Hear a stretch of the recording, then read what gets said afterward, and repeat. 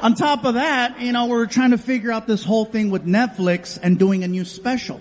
And during the pandemic, 2020 especially, it was not even a possibility of assembling a few people, much less a stadium. So Netflix made it clear, we need a new special sooner than later, okay? This was right before they didn't have Squid Games yet. You remember?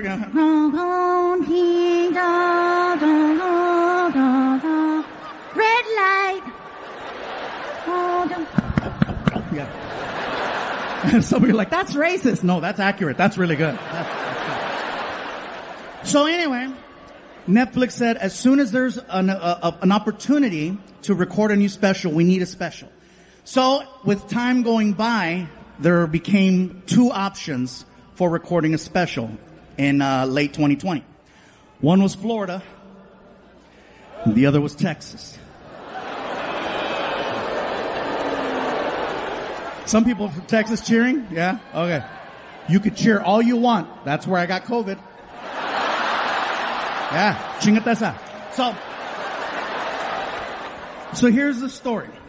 So I had done shows before, in Texas, and I had never done a show in San Antonio. So the original plan was we wanted to record a special in San Antonio for the new Netflix show, for the series. So we couldn't really travel too much. And remember, they kept telling us, stay in your bubble, stay in your COVID bubble. Don't forget to stay in your bubble. So in order to be as proactive and just careful, we all went out there together as a team, okay? And then we all basically said, we're going to do a residency in San Antonio for 30 days.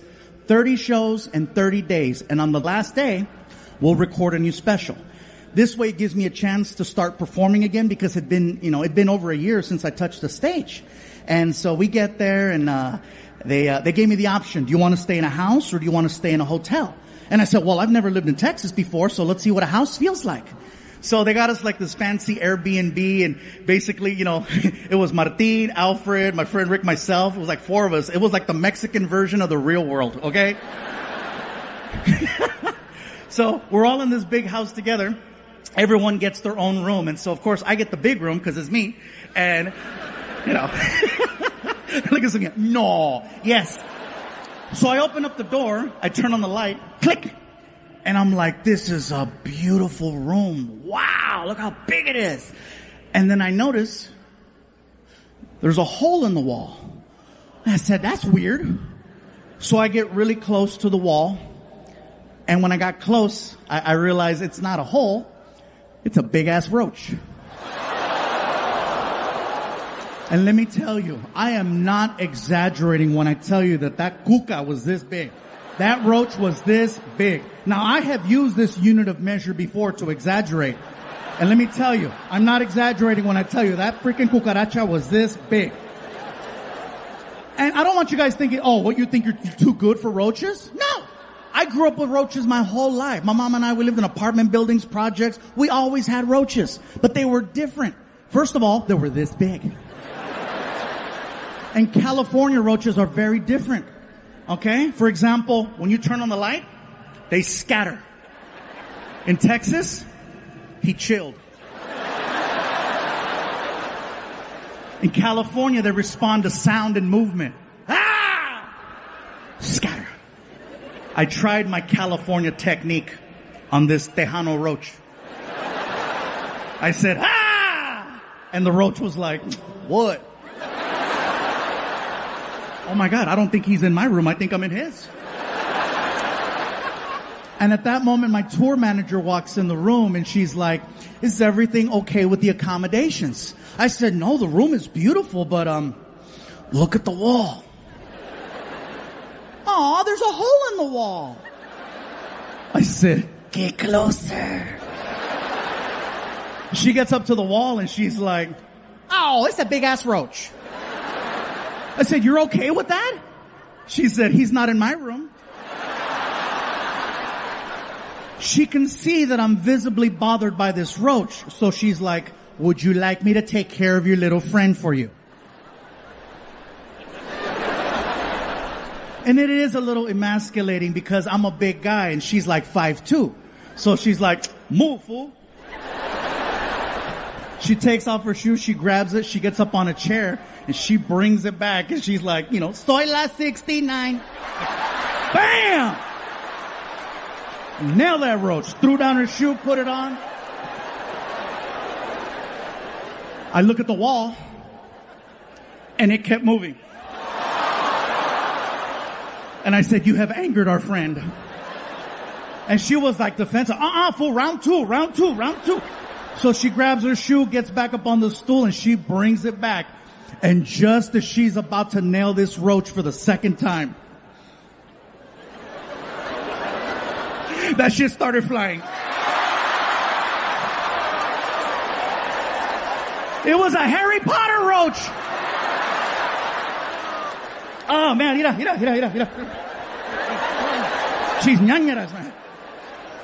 So anyway, we were there for 27 days.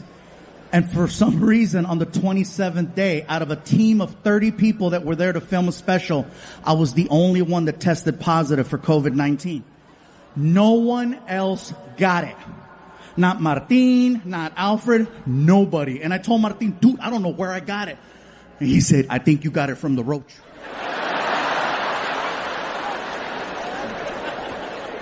Anyway, on top of dealing with COVID, and by the way, a sincere apology to the city of San Antonio because I was supposed to tape a special with you guys, and clearly for obvious reasons we couldn't do it. But I hope you understand why I had to do this tonight.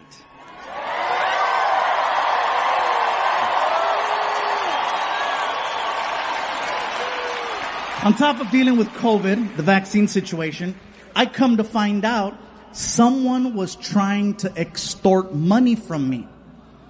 Yeah, and they weren't even family. So chingate esta, watch. I get a phone call from my manager telling me that someone reached out claiming to have video footage of me being inappropriate with models. Yeah, see? Look at it. You guys are like me. Yeah, I'm like, I need to see it too. Now, no disrespect to any woman who has ever given me the opportunity.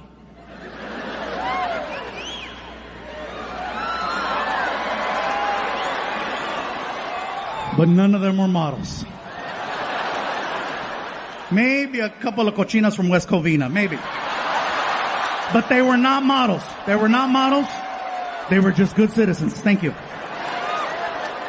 So anyway, they said I had until 9 a.m. to make a deposit of $50,000 into an account, or they were going to release the footage to TMZ and my career was going to be over. When I got the message, it was already 6 p.m. So I had missed the deadline by like half a day. So I was like, well, let me turn on the TV, still, see if I still got a job. And clearly this is the first time you guys are hearing about this because there was no footage. They were just trying to scare me into giving them money. The only reason why I'm telling you the story is because only 50,000? Like seriously, that's what my career's worth? Don't get me wrong. I know when I said 50,000, some of you were like, oh, and it is a lot of money. But if you're going to go after a celebrity, $50,000 is really low. Like, to put into perspective, they did the same thing to Kevin Hart. And with Kevin Hart, they hit him for $10 million. $10 million, which lets me know where I stand on the comedy totem pole of success. There's Kevin Hart with 10 million, and I am like the Groupon of extortion. Where'd you get your extortion? Got that shit at Ross. It was on clearance. $50,000. You can't even buy an Escalade with $50,000. That is like a Hyundai Sonata at best, okay? That's what I mean, you guys. Even if you have good intentions nowadays, people can still take what you're saying or doing and twist it to make you look bad. There should be no consequences for being kind, for trying to help, for wanting to do the right thing, for caring. Unfortunately, we're so consumed by this word called liability that sometimes we forget to be a little human, and that's unfortunate. And I'm not trying to get on a soapbox about this. I'm just trying to let you know some of the things I've been dealing with, and I'm just here to report. The thing with me now is that after 27 years of being a comedian, every time I walk out the door, the light is officially on. In the sense that every time I leave my house, there is a slight chance I could make the news. For example, did Martin talk about how he fell off the stage earlier in the show? Okay, cool. For the home audience, Martin, he fell a while back, and he talked about it. I know you didn't see it, because your subscription only covers so much. Yeah. You could watch the first half on Prime. I think it's on Prime. You could just see it there, and then you come back here and check out the rest. So, long story short, we were doing a show in Phoenix, Arizona, and Martin accidentally fell off of a stage this high, and he broke his foot. Now, the incredible part about Martin is that he got up and on adrenaline, ran around, got back up on stage, and performed, and then was taken to the hospital after he walked off stage. He is a professional.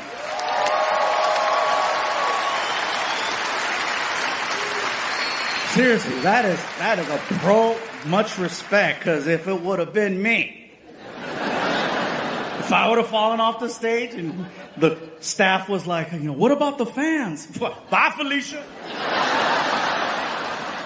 What do we tell them? Refund! But see, the difference is Martin had to tell you he fell for you to know he fell.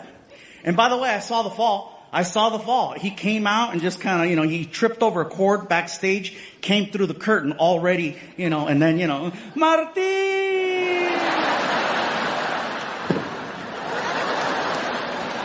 Women in the front row were like, He fell for me. I'm glad you laughed. I said that last night and some guy was like, aw. I said, why aw? Well, that's your friend. Exactly. That's why I make fun of him. That is the mark of a true friendship, is being able to say real evil things about each other. Because you don't really mean it. Plus, you don't think that if I would have fallen off the stage instead of Martin, that he wouldn't have had a joke? You better believe he would have had a joke. He would have told people, I saw Fluffy bounce. Not to mention the fact that that'll make the news. I fall off the stage tonight, there'll be a van out in front in an hour. Yeah. We're standing here live in front of the Hard Rock Hotel and Casino, where authorities believe Fluffy lost control. Let's go to Tom, who's inside the venue, who could fill us in with more. That's right, Jim. I'm standing here at the Hard Rock Hotel and Casino inside the venue where apparently Fluffy took a spill. It is still uncertain as to what happened here tonight. We did have a chance to interview local authorities who had this to say. Damn!